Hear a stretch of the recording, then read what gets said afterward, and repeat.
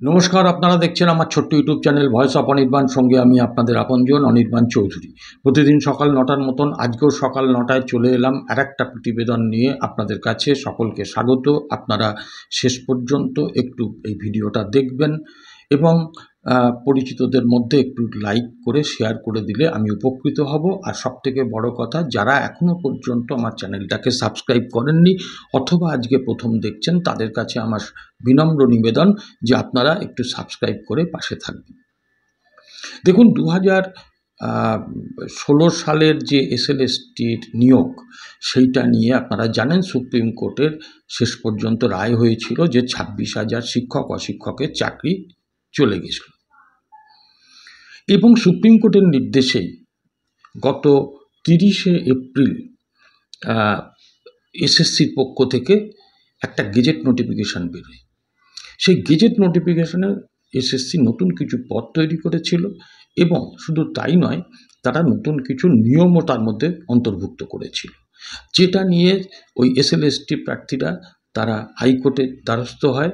Single bench প্রথমে যায়। Single বেঞ্চে শুধুমাত্র এইটাই বলা হয়েছিল যে না, রাজ্য সরকার যেটা ধান্দা করেছিল, এসএসসি যেটা চুরি করার জন্য চেষ্টা করেছিল, যে টেন্টেড প্রার্থীদেরও আবার নতুন করে পরীক্ষায় বসার সুযোগ দিতে চেয়েছিল, সেইটা হাইকোর্টের সিঙ্গেল বেঞ্চ নিষেধ করে দেয়, বলে যে না, এটা হবে না, টেন্টেডরা বসতে পারবে না। বাকি সবগুলো তারা আর কেউ হস্তক্ষেপ করেনি সিঙ্গেল বেঞ্চ। এর পরবর্তীকালে ওই সিঙ্গেল বেঞ্চের রায়কে চ্যালেঞ্জ করে ডিভিশন বেঞ্চে যায় এসএলএসটি প্রার্থীরা, এবং সেটাও আপনারা শুনেছেন যে সৌমেন সেনের ডিভিশন বেঞ্চ তারা কিন্তু এই মূলত সিঙ্গেল বেঞ্চের রায়টাকেই তারা বহাল রাখে। নতুন যে নিয়ম রাজ্য এসএসসির পক্ষ থেকে করা হয়েছে বা আপনার নতুন পদের অন্তর্ভুক্তি হয়েছে, নতুন করে পদ সৃষ্টি হয়েছে, এসব ব্যাপার নিয়ে তারা কোনো হস্তক্ষেপ করে। কিন্তু দেখুন, আমি অত্যন্ত স্পষ্ট ভাষায় বলতে চাই, তাতে আমার জেল জরিমানা হলেও আমার কোনো আসে যায় না। সেটা হচ্ছে হাইকোর্টের সিঙ্গেল এবং ডিভিশন বেঞ্চের রায় আমার একদম ভালো লাগেনি। এই রায়ের ফলে মানে সুপ্রিম কোর্টের রায়কে, মূল যে রায়টা, যেটা 17ই এপ্রিল 2025-এ যেটা দেওয়া হয়েছিল, সেই রায়টাকে কিন্তু অমান্য করা হলো বলে আমি মনে করি।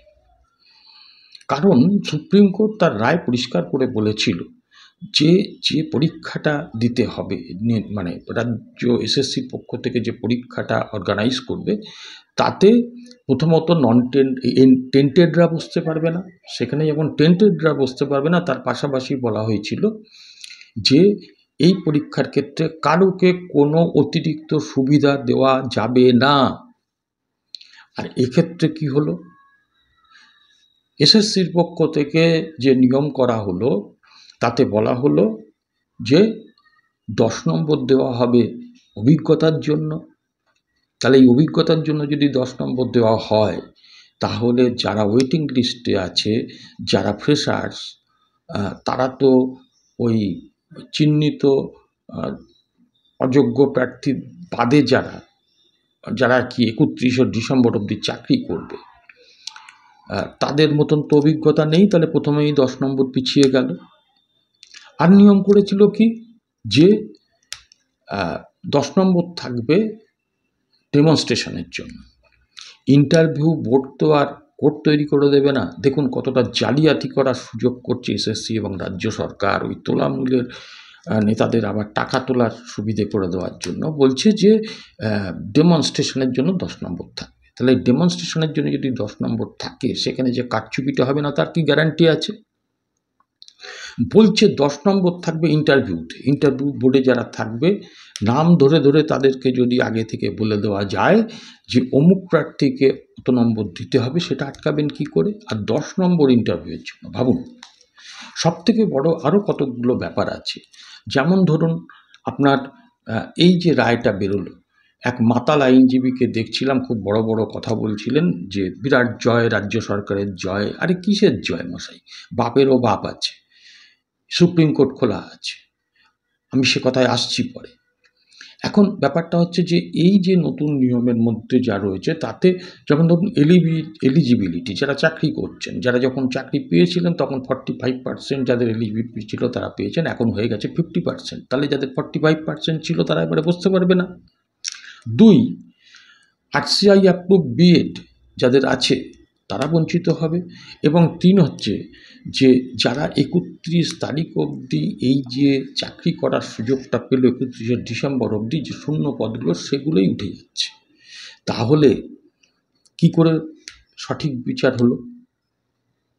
এবং শুধু তাই না, যে কথাটা বলছিলাম যে হাইকোর্ট এবং সুপ্রিম কোর্টের যিনি বিচারপতি, মাফ করবেন আইনজীবী, সে বিকাশ রঞ্জন ভট্টাচার্য, তিনি কিন্তু শুনেছেন যে মামলা হবে এবং সুপ্রিম কোর্টে হবে, এসএলএসটি ছেলেমেয়েরাই করবে। আমিও সেটা শুনেছি। এখন বিকাশবাবু হয়তো আরও বেশি জানেন, কারণ আমি তো নগণ্য মানুষ। আমার চেনা পরিচিত যারা আছে তাদের কাছ থেকে শুনেছি যে মামলার জন্য তারা প্রস্তুত হচ্ছে, এমনকি কাগজও রেডি হচ্ছে, খুব শিগগিরই মামলা দায়ের হবে সুপ্রিম কোর্টে। এখন সুপ্রিম কোর্টে যদি মামলা দায়ের হয় তাহলে সুপ্রিম কোর্টের দেওয়া রায়কে সুপ্রিম কোর্ট তো ভায়োলেট করবে না।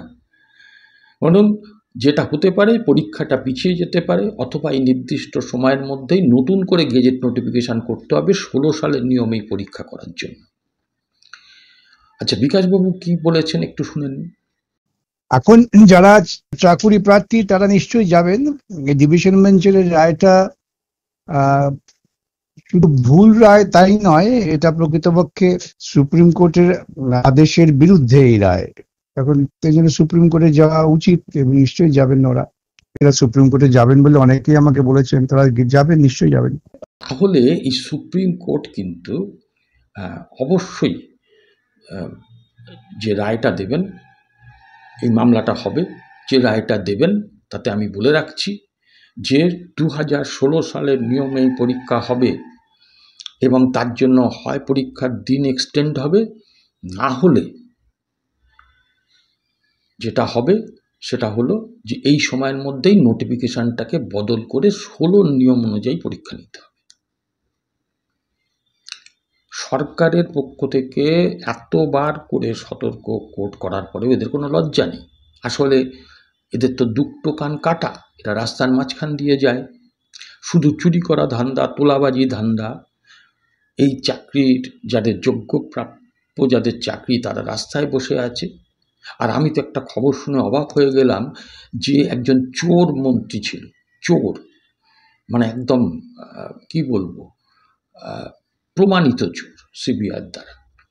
সেই পার্থ চ্যাটার্জি নাকি বাইপাসের পাশে একটি হসপিটালের 8 তলায় ভর্তি আছেন এবং সেখানে কারুকে উঠতে দেওয়া হচ্ছে না, এবং তিনি যাতে সিবিআইয়ের কাছে আর পরবর্তীকালে কিছু না বলেন তার ব্যবস্থা করা হয়েছে। আর যেটা শুনলাম সন্ধেবেলার অনেক ব্যাপার, সেসব ব্যাপারে আমি যাব না।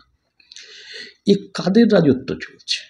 চোর, জোচ্চোর, লম্পট, লুম্পেন, তোলাবাজ, আর কি বলা যেতে পারে, রসাতলে গেল রাজ্যটা। তাই আমি মনে করি যে যারা, আমি শেষ কথা বলি, যে যারা চিহ্নিত অযোগ্য নন তারা বলছেন আমরা কেন পরীক্ষা দেবো, আমি অনুরোধ করছি আপনারা পরীক্ষায় বসুন।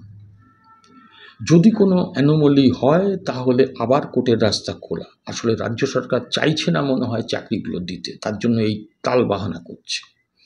এবং রাস্তার নেবে একটা দাবিকে সামনে রেখে লড়াই করুন, সেটা হলো যে সুপ্রিম কোর্ট যেটা বলেছিল যে অযোগ্যদের তালিকা বের করার জন্য, সেটা ইমিডিয়েট যাতে করে, আর অযোগ্যদের কাছ থেকে একটা নির্দিষ্ট পরিমাণ সুদসহ টাকা ফেরত নেওয়ার কথা, সেটা যেন অবশ্যই নেয়। কবে নেবে এবং কবে তালিকাটা বের করবে? দেখুন, তালিকা বের করলে কিন্তু রাজ্য সরকার ফেঁসে যাবে। তোলামূলের নেতারা তারা কিন্তু মানে খুব বিপদে পড়ে যাবে। আর সামনে নির্বাচন, সেদিকে যাচ্ছে না সরকার, তার জন্যই কিন্তু বের করছে না। তো যাই হোক, রাস্তার আন্দোলনটাকে জারি রাখতে হবে। পরীক্ষাটাতেও আপনারা বসুন, আপনাদের মতামত আপনারা কমেন্ট সেকশানে জানাবেন। আজকে এইটুকুই, আবার দেখা হবে আগামীকাল অন্য বিষয়ে। নমস্কার।